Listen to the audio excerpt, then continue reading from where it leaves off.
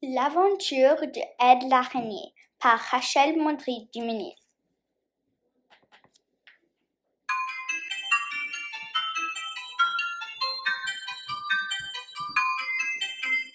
Il était une fois une grosse araignée vivait dans le grenier de l'école Sainte-Cadette. Il s'appelle Edward Laurence Arachné, mais tout le monde l'appelle Ed. Ed est une araignée noire, très gros, curieux et drôle. Il aime découvrir de nouvelles choses et il veut toujours apprendre. Ed a un rêve d'aller à l'école des humains et d'apprendre des matières à l'école comme tous les enfants. Mais sa mère l'empêche parce qu'il s'est passé quelque chose d'horrible à son grand-père il y a longtemps.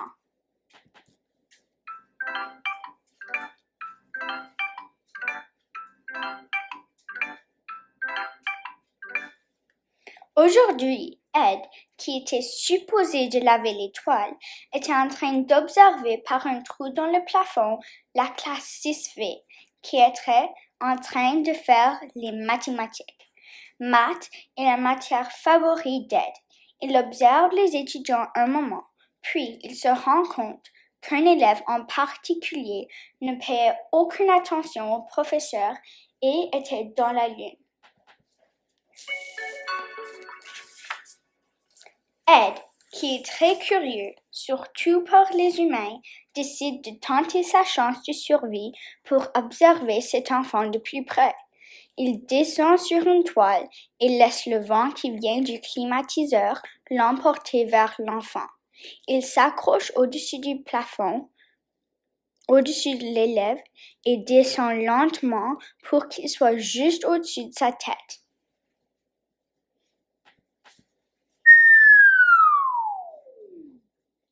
Bonjour, dit le garçon, mon nom est Jacques. Quel est ton nom? Mon nom est Ed, répond Ed. À ce moment, Ed est soulevé de sa toile et mis dans un bocal en verre par une main géante. Il voit l'enseignant, Monsieur Nicolas, en train de parler. Bonjour, mon petit. Tu es parfait pour notre expérience de science plus tard. Non, attends, Monsieur Nicolas, s'écrie Jacques, vous ne pouvez pas utiliser Ed pour l'expérience. Oh, tu as nommé notre petit ami, dit Monsieur Nicolas en riant, mais ce n'est pas le temps de jouer, Jacques, tu dois travailler, sinon je vais devoir envoyer une autre note à la maison. Monsieur Nicolas met Ed sur son bureau et continue d'enseigner. Je dois sortir d'ici, pense Ed. Pense, Ed, pense. Qu'est-ce que tu pourrais faire pour t'évader? Bingo! Tu pourrais grimper le bocal et t'échapper. Alors, Ed commence à grimper petit à petit et commence à monter le mur du bocal.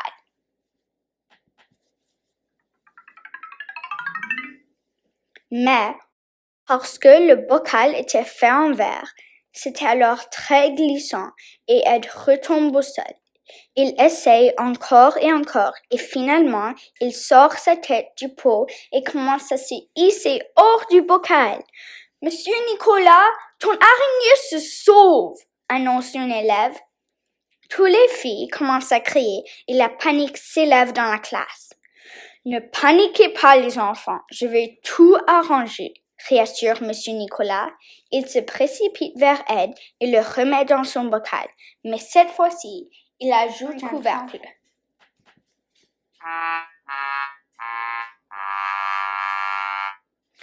Zut, pense Ed, maintenant je ne vais jamais sortir d'ici. Il s'assit contre le mur du bocal et commence à se cogner la tête contre celle-ci. Soudainement, il a une idée. Il commence à cogner de plus en plus et une petite fissure se forme. Ed se lance contre le pot avec toute sa force et il fait une plus grosse fissure. Ed se lance encore et encore sur le bocal, mais ne progresse plus. Il utilise ses jambes pour essayer de casser le pot encore plus. Quelques pièces de verre tombent et ça donne Ed l'idée d'enlever les pièces de verre qu'il a cassées. Son plan commence à fonctionner et il dégage toutes les pièces de verre cassées. Quand il finit, il réalise qu'il y a une autre couche de verre et en raison de sa fatigue, Ed s'endort.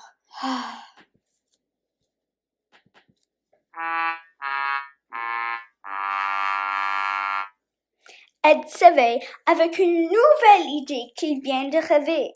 Il pourrait faire tomber le pot puis le rouler hors du bureau pour qu'il se brise sur le sol et il serait libre. Alors, Ed met son plan en action. En premier, il doit trouver un moyen pour faire tomber le bocal. Il utilise la stratégie qu'il a utilisée pour grimper le pot avant, mais cette fois-ci, il n'essaye pas de sortir. Quand Ed atteint le sommet, il pousse contre un côté de toutes ses forces et le pot commence à basculer.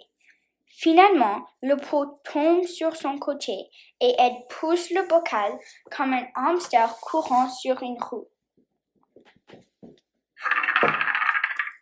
Juste avant qu'il atteigne la fin du bureau pour tomber, Monsieur Nicolas retourne à son bureau.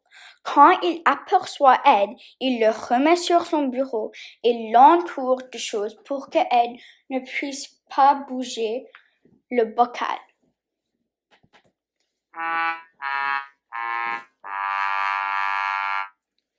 Pendant la récréation, Jacques reste dans l'école pour aller aux toilettes. Mais, au contraire, il retourne en classe quand Monsieur Nicolas part pour sa pause au salon du personnel. Jacques entre dans la classe et se rend au bureau de Monsieur Nicolas, où Ed était piégé dans le bocal. Jacques enlève le couvercle du bocal et prend Ed dans ses mains. « Vas-y, dit-il, pars loin d'ici et ne reviens jamais. » « Pourtant, je vis ici, et tu vas être en trouble si je pars et ta classe voit que j'ai évadé, » réplique Ed. « Attends ici, Jacques. » Ed disparaît entre les pupitres et réapparaît quelques minutes plus tard avec quelque chose de molle dans ses pinces. « Tiens, mets ça dans le pot, » dit-il à Jacques. « C'est quoi? » demande Jacques douteux.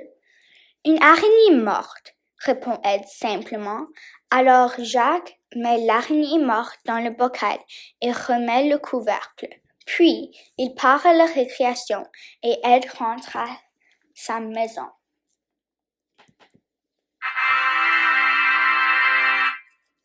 Tous les jours, Ed descend dans la classe 6B et se cache dans le pupitre de Jacques, tout en apprenant comme lui, mais avec des affaires scolaires très petits.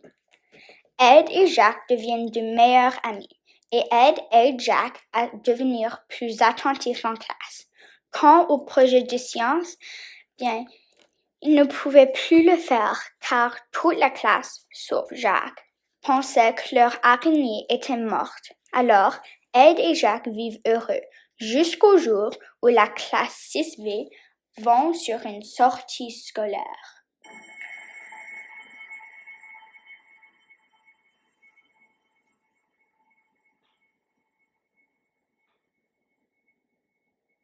Merci, au revoir.